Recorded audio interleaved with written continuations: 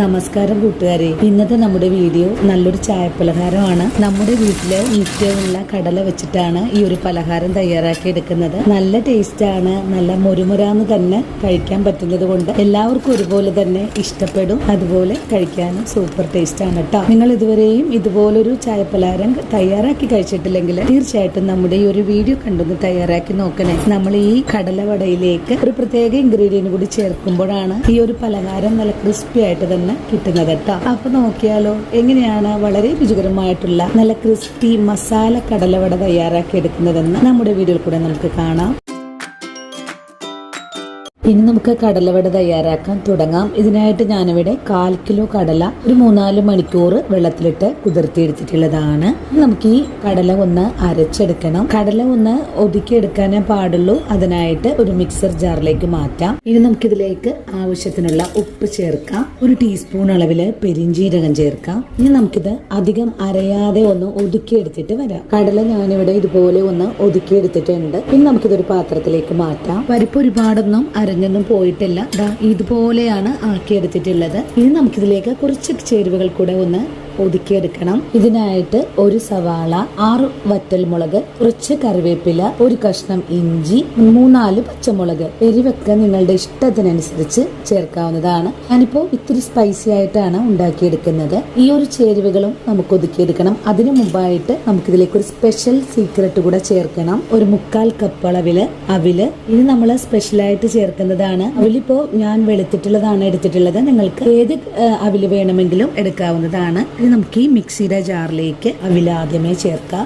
ഇനി നമുക്കിതൊന്ന് ചെറുതായിട്ടൊന്ന് പൊടിച്ചെടുത്തിട്ട് വരാം. അവിൽ ഇതുപോലെ ഒന്ന് കറക്കി എടുത്തിട്ടുണ്ട്. ഇതിന്റെ കൂടെ തന്നെ നമുക്ക് നമ്മൾ എടുത്തു വെച്ചിരിക്കുന്ന ചേരുവകളും കൂടെ ചേർക്കാം. നിങ്ങൾ ഇതുവരെയും ഇതുപോലെ ഒരു വട തയ്യാറാക്കി കഴിച്ചിട്ടില്ലെങ്കിൽ തീർച്ചയായിട്ടും തയ്യാറാക്കി നോക്കണേ. നല്ല ക്രിസ്പി ആയിട്ടാണ് നമുക്ക് ഈ വട കഴിക്കാൻ സാധിക്കുക. ഇനി നമുക്കിത് ഒന്ന് കറക്കി എടുത്തിട്ട് വരാം. ഒരുപാടൊന്നും ചതച്ചെടുത്തിട്ടില്ല.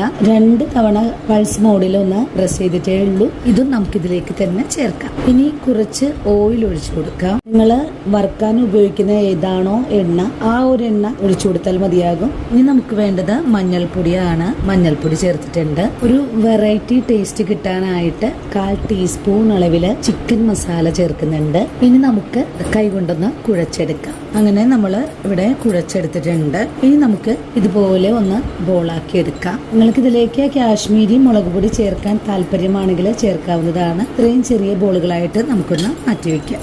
ഇതുപോലെ തന്നെ നമുക്ക് എല്ലാ ബോളും ഒന്ന് ഉരുട്ടിയെടുക്കാം. നിങ്ങളുടെ വീടുകളിൽ നിങ്ങൾ മിക്കപ്പോഴും ഉണ്ടാക്കുന്ന ഒരു ചായപ്പലഹാരമാണ് ഈ ഒരു പരിപ്പ് വട. ഇനി അടുത്ത തവണ നിങ്ങൾ പരിപ്പ് വട ഉണ്ടാക്കുമ്പോൾ ഇതുപോലെ ഒന്ന് ട്രൈ ചെയ്ത് നോക്കണേ. പിന്നെ എൻ്റെ തൊണ്ടയൊന്നും നല്ല സുഖമില്ല.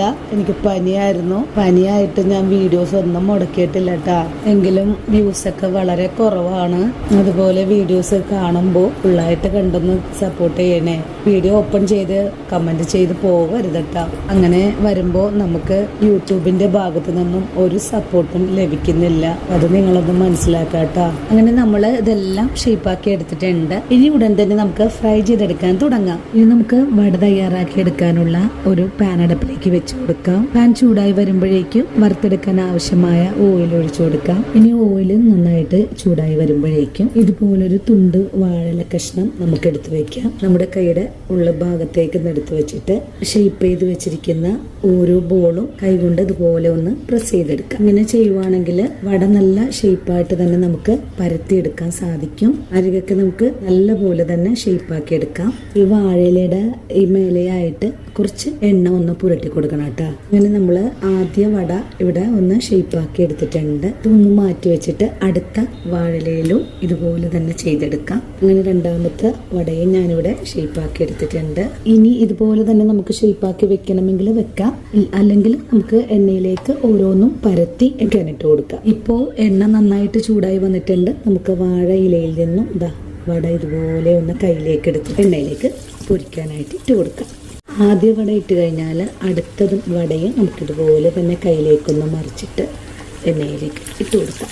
നല്ലോണം മുരിവായി വരുമ്പോഴേക്കും ഫ്ലെയിം ഒന്ന് കുറച്ച് വെച്ച് കൊടുക്കാം. ഇനി മൂന്നാമതും നമുക്കിതുപോലെ തന്നെ ഫ്രൈ ചെയ്യാനിട്ട് കൊടുക്കാം. അങ്ങനെ 4 വട നമ്മൾ എണ്ണയിലേക്ക് പൊരിക്കാൻ ഇട്ടിട്ടുണ്ട്. നല്ലോണം തന്നെ മുരിഞ്ഞു വരുമ്പോഴേക്കും നമുക്കൊന്ന് മറിച്ചിട്ട് കൊടുക്കാം. ഫ്രൈ ചെയ്യാനായിട്ട് എണ്ണയിലേക്ക് കൊടുക്കുമ്പോൾ തന്നെ മറിച്ചിട്ട് കൊടുക്കരുത്. അങ്ങനെ വരുവാണെങ്കിൽ പെട്ടെന്ന് തന്നെ പോവാൻ സാധ്യത കൂടുതലാണ്. വളരെ സൂക്ഷിച്ച് വേണം നമുക്ക് മറിച്ചിട്ട് കൊടുക്കാനായിട്ട്. ഇനി മറിച്ചിട്ട് കഴിഞ്ഞാൽ ഫ്ലെയിം ഒന്ന് കുറച്ച് വെച്ച് കൊടുക്കാം. ഇപ്പോൾ നമ്മുടെ വട ഒന്ന് മുരിവായി വന്നിട്ടുണ്ട്. ഇനി നമുക്ക് വീണ്ടും ഫുൾ ഫ്ലെയിം വെച്ച് കൊടുക്കാം. ഇനി ഒന്ന് മറിച്ചിട്ട് കൂടെ കൊടുക്കാം. അതിനുശേഷം ഫുൾ ഫ്ലെയിം വെച്ച് കൊടുക്കാം. ഇനി എണ്ണയിൽ നിന്നും കോരി മാറ്റാം. അങ്ങനെ വളരെ രുചികരമായിട്ടുള്ള ക്രിസ്പി കടലവട ഇവിടെ മുരിവായി വന്നിട്ടുണ്ട്. ഇനി നമുക്കിതൊരു അരിപ്പ പാത്രത്തിലേക്ക് മാറ്റാം. ഇങ്ങനെ ഉണ്ടാക്കുവാണെങ്കിൽ അധികം ഒന്നും എണ്ണ കുടിക്കാതെ തന്നെ നമുക്ക് മുരിച്ചെടുക്കാവുന്നതാണ്. ഇനി അടുത്തത് നമുക്കിതുപോലെ തന്നെ ഒന്ന് മുരിച്ചെടുക്കാം. അങ്ങനെ രണ്ടാമത്തെ വടയും ഞാൻ ഇതുപോലെ തന്നെ മുരിക്കാൻ ഇട്ടിട്ടുണ്ട്. ഇതും ഒന്ന് മുരിവായി വരുമ്പോൾ നമുക്ക് കോരി മാറ്റാം. അങ്ങനെ എല്ലാ വടയും നമുക്ക് പൊരിച്ചെടുക്കാം. അങ്ങനെ നമ്മുടെ വടയെല്ലാം ഞാനിവിടെ പൊരിച്ചെടുത്തിട്ടുണ്ട്. നല്ല ഷേപ്പോട് കൂടി തന്നെ പൊരിച്ചെടുക്കാനും സാധിച്ചിട്ടുണ്ട്. ഇനി നമുക്കിതൊരു സെർവിങ് പ്ലേറ്റിലേക്ക് കൂടെ മാറ്റാം. അങ്ങനെ ആർക്കും എളുപ്പത്തിൽ ഉണ്ടാക്കിയെടുക്കാൻ പറ്റിയിട്ടുള്ള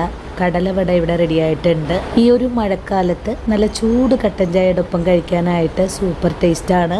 നല്ല ക്രിസ്പിയാണ്. നല്ല മുരുമുരാന്ന് കഴിക്കാൻ പറ്റുന്നത് കൊണ്ട് എല്ലാവർക്കും ഒരുപോലെ തന്നെ ഇഷ്ടപ്പെടുകയും ചെയ്യും. അപ്പോൾ ഇന്നത്തെ നമ്മുടെ വീഡിയോയും ഇത്രയേ ഉള്ളൂ. ഇനിയും നല്ലൊരു വീഡിയോ ആയിട്ട് നാളെയും കണ്ടുമുട്ടാം. അതുവരെ ഒത്തിരി സ്നേഹത്തോടെ വീണ്ടും കാണാം.